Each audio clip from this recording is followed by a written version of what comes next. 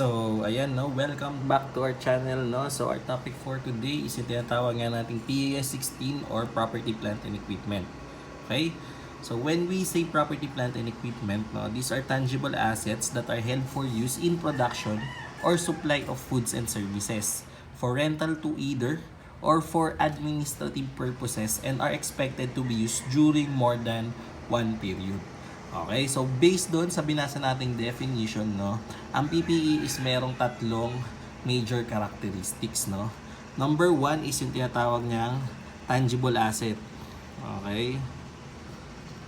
Pag sinabi nating tangible asset, no, ibig sabihin, yung asset is merong physical substance. Okay, no, pag sinabing merong physical substance, nakikita mo siya, naaamoy or nakahawakan. Okay? Next is yung PPE mo daw is dapat ginagamit mo in normal operation, no? So, use in normal operation. Okay, pag sinabi natin use in normal operation, no? For example, no, ang normal operation mo is production, okay? Nagpo-produce ka ng mga products, okay? Since yung nagpo-produce ka ng mga products, no, dapat yung PPE mo is dapat ginagamit in production. Okay? O kaya naman kapag ka supply of foods and services, no, yung mismong PPE mo is ginagamit mo para makapag-supply ka ng foods and services. O kaya naman, for example, nagpapaupa ka, nagpaparental ka, yung PPE mo is ginagamit mo for rental. O kaya naman, ginagamit mo for administrative purposes. Ibig sabihin, for example, yung PPE mo is office site, building siya. Ngayon, yung building na yun is ginagamit mo siya as office site mo, no? Doon ka nag-o-office. Since doon ka nag-o-office, no, ginagamit mo siya for administrative purposes. Therefore, ginagamit mo siya in normal operation. Okay? And lastly, dapat yung PPE mo daw is dapat ginagamit mo or expected to be used more than one period, no? Expected mo siya na gamitin sa more than 1 year. Okay? Kasi pag less than 1 year na yan, for example, yung PPE mo, na-acquire mong PPE is less than 1 year, ang classification niya na is current asset or prepaid asset. Okay? Ngayon, si PPE mo, etong tatlo, is nire-recognize mo yan kapag ka merong probable future economic benefit associated with the asset will flow to the entity. Ibig sabihin, merong possibility or probability na magkaroon ng contribution directly or indirectly sa flow of cash within the entity. Okay, so ibig sabihin yung mismong asset, possible na makapag-contribute siya directly or indirectly sa cash flows ng entity. And number 2, dapat yung PPE mo, the cost itself, can be measured reliably. Okay? So since na-recognize mo na siya, dapat yung measurement niya initially at cost. Okay? Dapat yung PPE mo is measured initially at cost. Ano yung tinatawag natin na cost? Yung cost is the amount of cash or cash equivalent paid and the fair value of the other consideration given to acquire the asset at the time of acquisition or construction. So, ibig sabihin, yung cost mo is merong tatlong element. Okay? Number 1 na element ng cost mo is dapat merong purchase price. Okay? Yung purchase price mo, yan yung presyo kung magkano mo siya binili. Okay? Tapos, kailangan idagdag mo dyan, for example, binili mo outside the Philippines. Okay? For example, binili mo outside the Philippines, kailangan isama mo yung invoice or import duties. Plus, dapat isama mo din lahat ng non-refundable taxes. Okay? Example ng mga non-refundable taxes are local taxes, no? O kaya naman yung input VAT kapag ka ang seller mo is non-VAT registered. Okay? Yun yung example natin ng mga non-refundable VAT, no? Pag sinabi kasi natin non-refundable taxes, no, ibig sabihin hindi mo na siya pwede gamitin or hindi mo siya pwedeng ipasa kahit kanino. Okay? And lastly, no, kailangan ibawas mo daw lahat ng discount at rebates. Yung discount dito, mapa-trading man yan o mapa-cash discount, kailangan ibawas mo whether taken or not. Okay? And yung rebates, no? Yung rebates din, kailangan mo ibawas na whether used or not. Okay?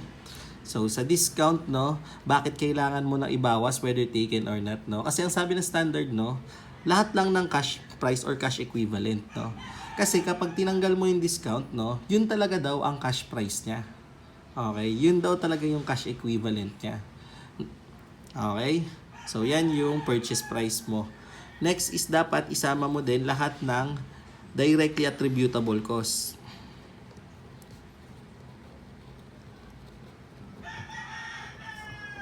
Okay, no? Ano yung tinatawag nating directly attributable cost, no? Yung mga directly attributable cost, no? Ito yung mga cost necessary in bringing the asset to its present location and condition in the manner intended by the management. So, ibig sabihin, ito yung mga cost na na-incurred mo, necessary para madala mo yung asset sa present location niya and condition na intended ng management. Okay? Example ng mga directly attributable cost. For example, yung binili mo is aircon. Okay? Bumili ka ng PPE na aircon. Ngayon yung aircon is nakabox pa nung binili mo. Okay? Since nakabox pa, kailangan mong ipakabit. Kailangan mong ipa-install. Since kailangan mong ipa-install, mag-i-incur ka ng additional cost for installation. Yung installation fee is capitalizable under the PPE measurement at cost. Okay, ano pa example ng mga directly attributable costs? Example natin ng mga directly attributable costs, no, is yung freight and handling fee. Yung initial freight and handling fee. Yung pamasahe, okay, na yung binayaran mong transportation cost para madala yung PPE to its present location and condition. Okay, ano pa ang example natin mga directly attributable cost, no? Yung mga cost of testing. Okay, whether the asset is functioning properly. For example, yung binili mong computer, no? For example, yung binili mong computer is tines. Okay, kung gumagana ba talaga. Since sinubukan at gumana, nag-incur ng cost, therefore, kailangan capitalizable din siya. Okay? And lastly, number 3, na dapat kasama is yung mga estimated dismantling costs.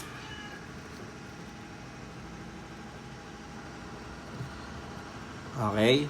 Pag sinabi nating estimated dismantling costs, no, these are costs in removing and restoring the PPE, the asset or the site. Okay, no? Ito yung mga costs na mai-incur mo para tanggalin at para i-restore yung mismong location ng PPE. Okay? So for example, no, yung PPE mo is building. Okay? Yung PPE mo is building at ngayon, after 50 years daw, napag-usapan nyo based on contracts, no, napag-usapan nyo na dapat tanggalin mo daw yung building after 50 years. Okay? Since tatanggalin mo siya, meron ng present obligation. Napag-usapan nyo na after 50 years is kailangan tanggalin.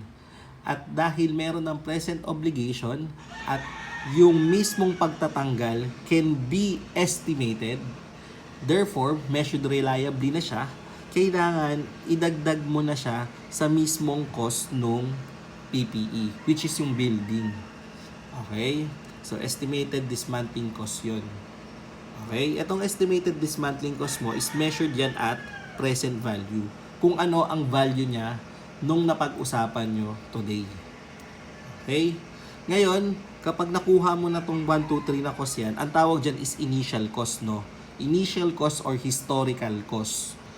Ngayon, after the recognition, no? After the initial recognition, yung historical cost mo, subsequently is i-measured mo.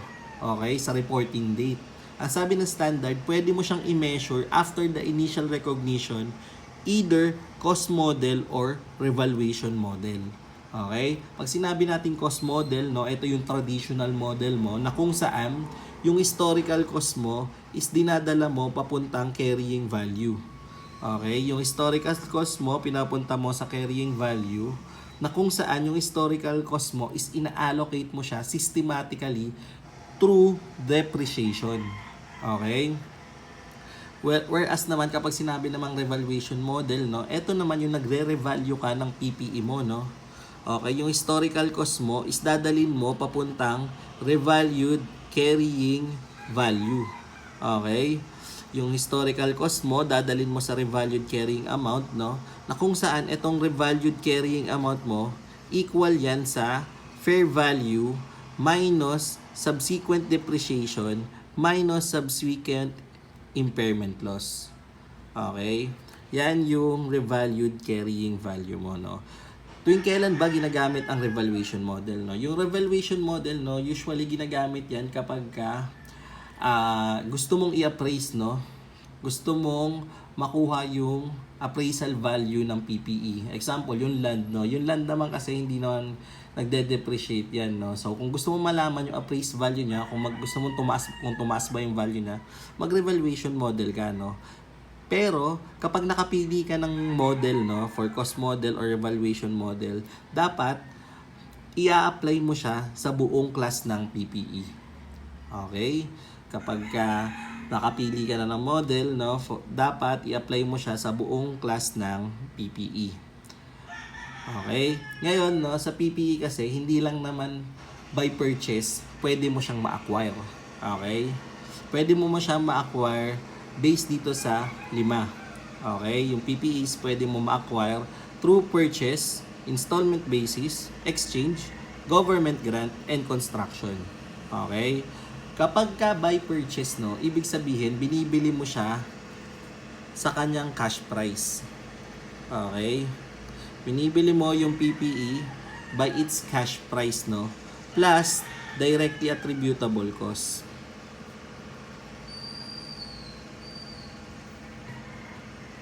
Okay, kung by purchase, binibili mo siya at cash price plus directly attributable cost, no.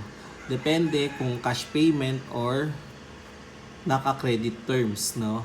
Basta ang tatandaan mo kapag by purchase, no, kapag by credit, whether taken or not yung discount by credit is kailangan ibawas mo na siya.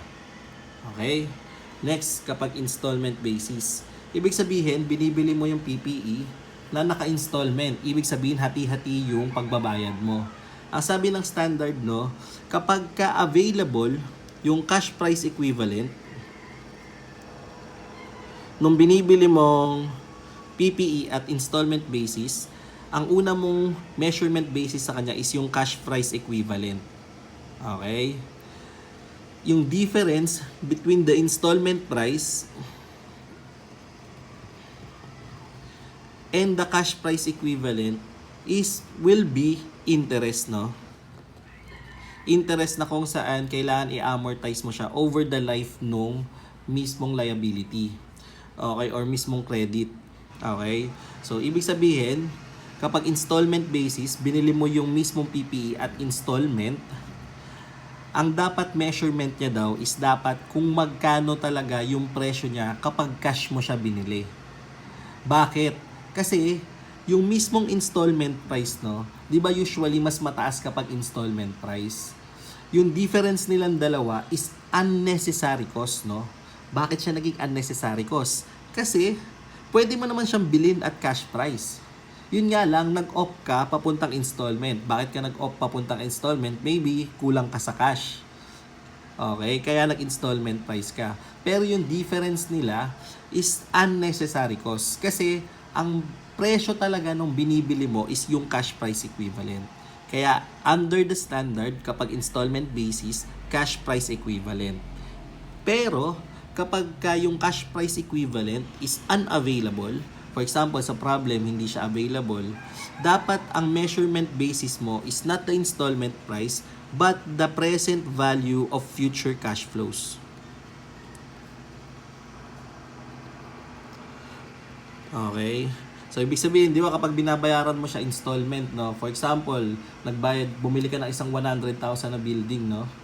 Ay, 100,000 na PPE. Okay. May 100,000 pang building. Pero joke lang, no? For example, bumili ka ng PPE na 100,000, tapos hinati-hati mo daw siya, installment mo daw siya.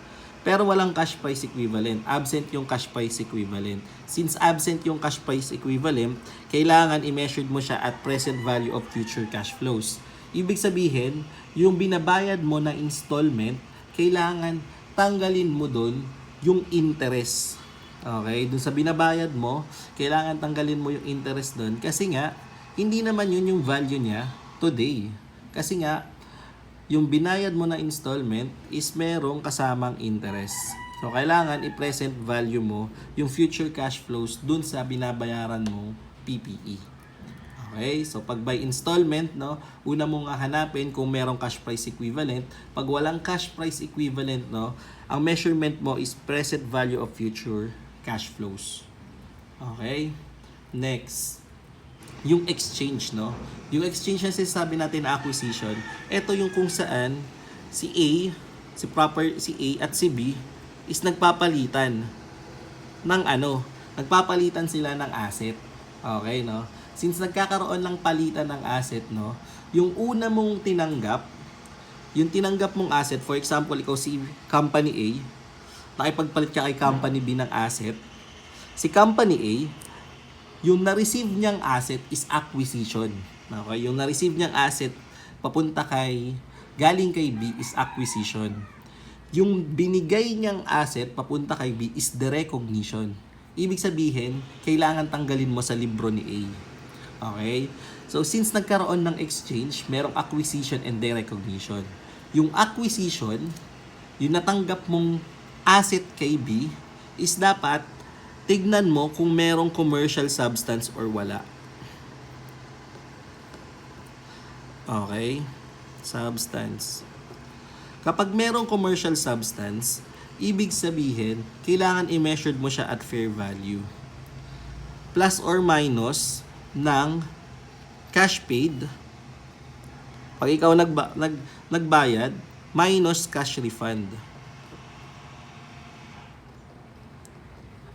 Okay. So, ibig sabihin kapag may commercial substance, measured siya at fair value plus cash payment minus cash refund. Okay.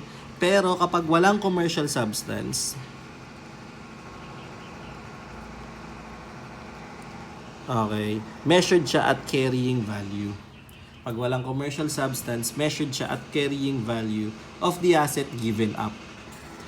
Okay? Ano bang ibig sabihin kapag may commercial substance or walang commercial substance? Pag sinabi natin na ang exchange ay may commercial substance, ibig sabihin, yung pinagpapalitan nila is magkaiba significantly sa cash flows.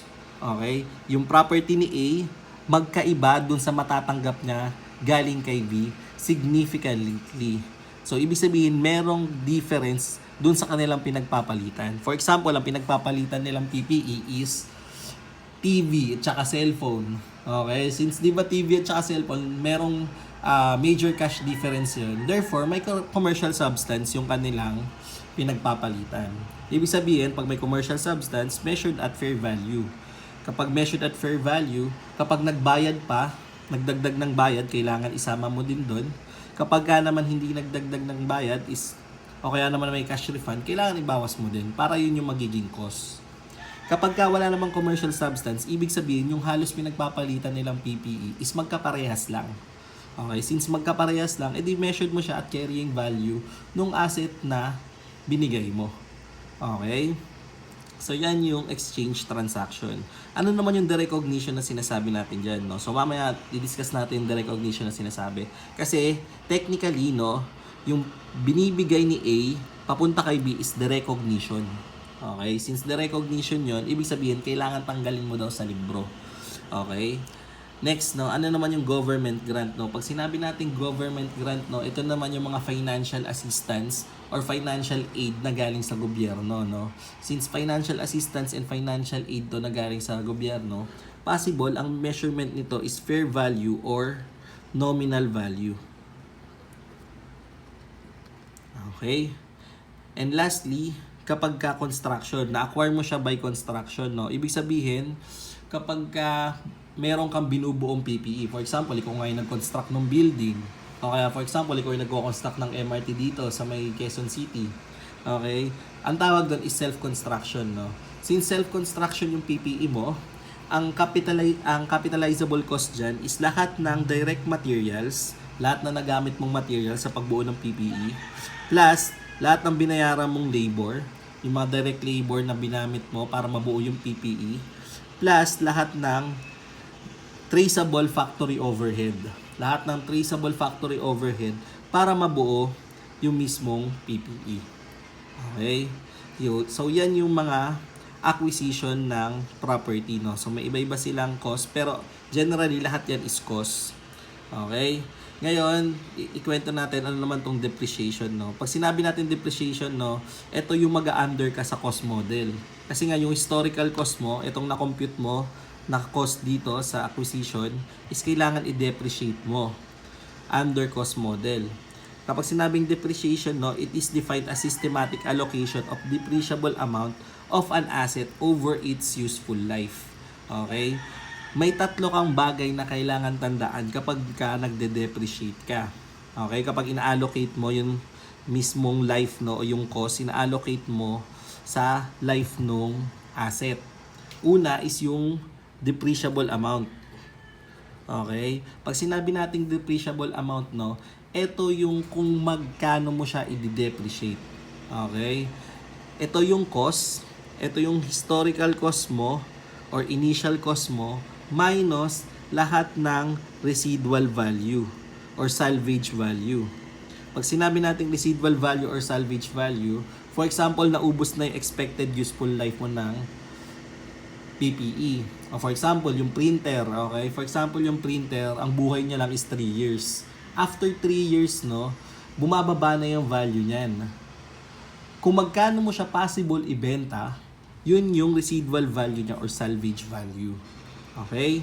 So, ang tawag sa historical cost minus residual value and salvage value is depreciable amount. Okay? Next na kailangan mong tandaan is yung depreciation method. Okay? Yung depreciation method, no, ito yung tinatawag na hanggang kailan, okay? Ito yung method na kung paano mo siya i-allocate.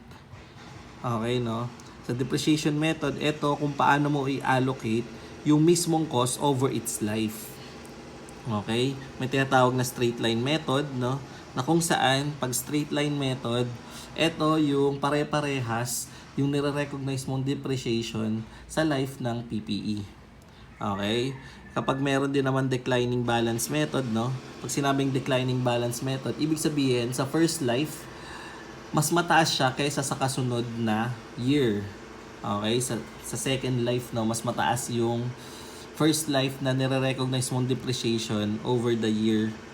So, pababa siya, bumababa. Okay? And meron naman output method. Pag sinabi naman nating output method, no, ito naman yung method ng depreciation na kung saan nakabase ka dun sa physical output, no. For example, no, isa kang Xerox machine, no.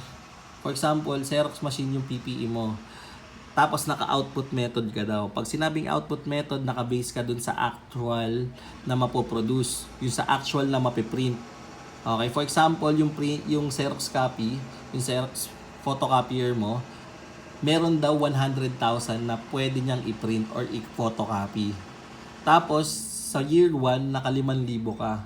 So, yun yung output. Yung 5,000 na actual niyang na-print over the estimated na possible niyang i-print. No? So, yan yung tinatawag na output method. Okay. Sa depreciation, no, meron ka pang isang kino-consider is yung useful life. No? Kino-consider mo is yung useful life. Pag sinabi natin useful life, ito yung kung hanggang kailan ka magdi-depreciate. Basically, ito yung buhay ng asset. Okay? So, basically, yan yung buhay ng asset. Okay? So, sa depreciation, ito yung binabawas mo sa historical cost mo para makuha yung carrying value. Okay? Under the cost model. Okay? Next is yung derecognition, no? So, sabi natin kanina, doon sa exchange nga, no, nabanggit na yung derecognition. Pag sinabing derecognition, eto naman yung pagtanggal mo, recognize ng PPE or pag-dispose mo sa PPE kapag wala na siyang future economic benefits, no? Ibig sabihin, wala ka nang aasahang papasok na pera dito or hindi na ito makakapag-contribute sa operation mo. Since hindi na siya pwedeng makapag-contribute sa operations mo, kailangan i-recognize mo na. Therefore, or is dispose mo na, no? Kapag may derecognition, no, kailangan palagi mong i-compute yung gain or loss. Okay? Kapag kinompute mo yung gain or loss, paano mako-compute yung gain or loss, no? Manggagaling yan dun sa carrying value ng PPE minus the fair value. Okay? Fair value minus carrying value is equal to gain or loss, no? Yung fair value na sinasabi dito is yung selling price. Okay? Yung carrying value na sinasabi dito, ito yung historical cost mo minus lahat ng accumulated depreciation, minus lahat ng accumulated impairment loss. Pag mas mataas yung fair value, yung selling price, ibig sabihin may gain. Okay? Siyempre, pag mataas naman yung carrying value, ibig sabihin nalugi ka nung binenta mo siya. Okay? So, yan yung tinatawag na derecognition. Okay? And lastly, no, ito yung tinatawag na PFRS 5, no, include na lang din natin yung PFRS 5 na sinasabi dito, no. Pag sinabing PFRS 5, no, ito yung mga property held for sale. Okay? For example, yung PPE mo, wala nang future economic benefits. Ibig sabihin, pwede mo na siyang ibenta. Pero hindi naman agad-agad na bebenta, di ba? Tama? Kasi wala nang silbi, no? Paano, bibili pa ba niyan? For example, yung printer mo na hindi na gumagana, no? Di ba, hindi naman agad-agad yun mabibili. Therefore, kailangan mo daw siyang i-reclass from the date na wala na siya, from the date na hindi na siya PPE, kailangan i-reclass mo na siya under PFRS 5 na dapat i-reclass mo na siya as non-current asset classified as held for sale para matanggal mo na siya sa asset portion nung PPE. Okay? So, ayun lang muna, no? So, ito muna yung pinaka-general theory mo, no? Sa PAS 16. Okay? Kung meron kang question, no? Or kung gusto mo ng clarification, i-comment mo lang below, no? At yung problem solving is sometime soon, no? Sometime soon. So, next time, no? Next time yung mga problem solving natin na related sa PAS 16, no? So, ngayon, concepts lang muna, no? So, ayun lang muna, no? Kung may mga question ka, comment down below, no? So, salamat sa pakikinig. Paalam!